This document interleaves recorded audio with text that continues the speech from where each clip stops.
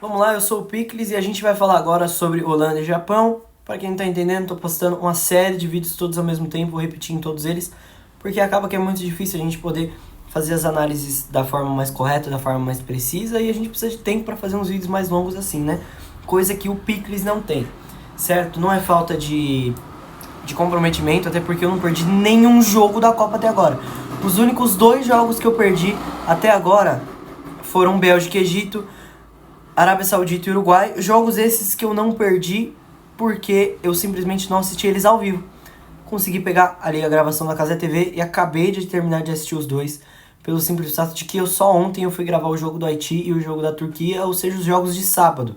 Então, como já vão ter mais 3 jogos, eu quero hoje fazer até o jogo, esse jogo mesmo da Nova Zelândia e do Irã, porque foram os jogos de ontem, fechou? Então eu tenho muita coisa pra fazer, vamos de uma vez. Vamos começar analisando taticamente a Holanda, que para mim foi uma seleção superior ao Japão na partida e que se tivesse que ter uma vencedora nesse confronto, na minha opinião seria a Holanda, porque fez mais por merecer, né? A Holanda que demonstrou um domínio e uma superioridade na bola parada, né?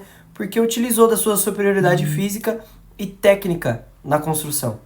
Então a Holanda era um time que articulava muito bem o tempo inteiro no meio campo, né? O De Jong fazia a transição de todas as jogadas, seja defensiva ou ofensiva, né? Ele era o foco da saída de bola e depois que essa bola entrava no De Jong, outras horas ela entrava no Gravenberch que tem o tal do meme, né? De que na seleção ele vira o Zidane, ele volta pro Liverpool, ele é simplesmente um holandês qualquer, né? Mas 2 jogadores que fizeram uma puta partida, o que são líderes, né, dentro de campo. O De Jong é capitão do Barcelona, capitão da Holanda.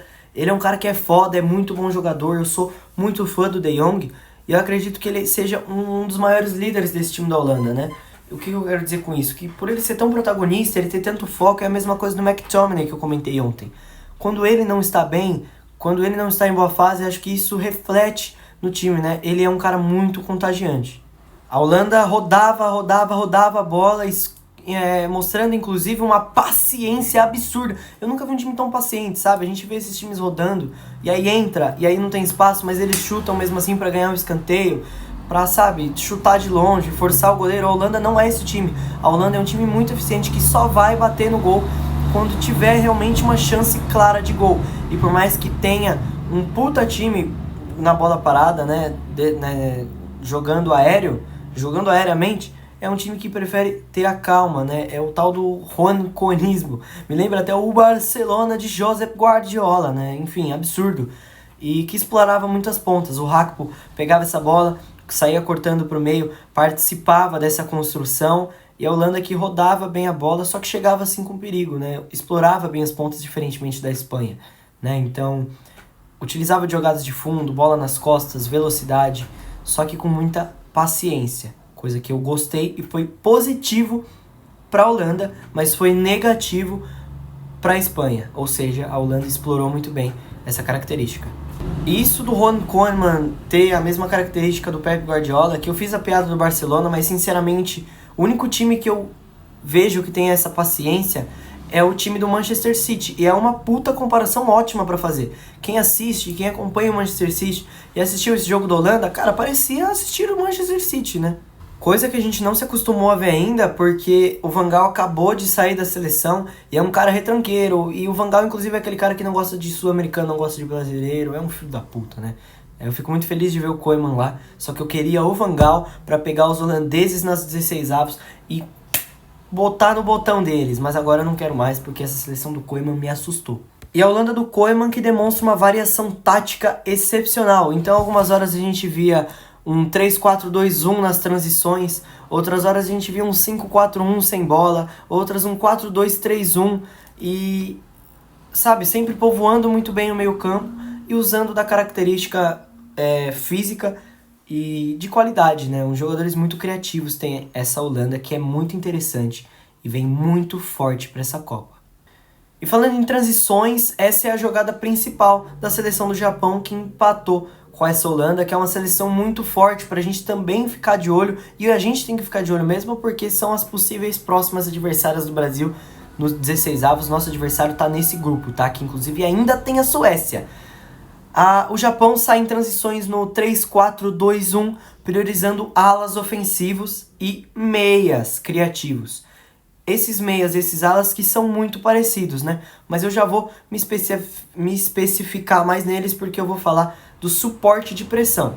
A principal dádiva dessa seleção do Japão, que chega com muitos desfalques para essa Copa, é suportar a pressão, é a organização defensiva. É um time muito organizado que fez a Holanda sofrer e tirar cartas da manga para fazer gols. Que foi o caso da bola parada que deu certo no gol do Van Dijk. Sabe, soube suportar uma seleção que vinha muito forte, muito bem organizada. E não só soube suportar, como soube contra-atacar. Deu muito trabalho para a Holanda esse time do Japão, porque é muito organizado e extrai o melhor, até o impossível, de cada um dos seus jogadores. Essa seleção do Japão trabalha com um jogo de profundidade perfeito, do qual a gente tem que ficar de olho na Copa, porque não é à toa que todo mundo fala que eles vão ser a zebra. Eu apostei na Turquia, só que é um time muito completo. Quando eu critiquei o Brasil pós-jogo contra o Panamá, eu falei que o Brasil tem jogadores com muitas características diferentes, unidas, tá ligado? O que faz a nossa seleção ter o diferencial. Isso acontece com o Japão. A escalação do Japão que eu comentei do 3-4-2-1, priorizando alas ofensivos, mostra que vão ter 2 meias e 2 alas juntos, com mais 2 meias aqui e um centroavante. Por que eles têm 4 caras no meio campo com 2 alas? Porque geralmente a gente vê uma linha com 5, né? É porque esses pontas, esses alas, o tempo inteiro caem para jogar de meia. Ou seja, eles têm que ser caras técnicos. Só que eles são alas, logo eles são caras da velocidade, da ofensividade, da profundidade, de chamar 2, 3 com eles para abrir o espaço da zaga. E os meias? A mesma coisa. Eles são caras extremamente técnicos e criativos, mas que são muito velozes e trocam de posição com esses pontas e geram mais e mais e mais profundidade, o que gera cada vez mais espaço para mais 2 que sempre pisam fora o centroavante de referência. Então, cara, é uma seleção muito bem treinada. Eu gostei pra caralho de ver o Japão jogar, porque é uma formação muito diferente, que a gente só vê em Copa do Mundo, que é um torneio de tiro curto. E como pode uma seleção ser tão preparada e organizada? A seleção do Japão, nessa preparação, soube vencer, muito bem vencido, o Brasil, venceu a Inglaterra, deu trabalho para a França. É uma seleção muito organizada pra gente ficar de olho. Porém, a chance da gente sofrer para qualquer um dos 3 é gigante, tá? Mas quem quer ser campeão não escolhe adversários. Fechou? Forte abraço.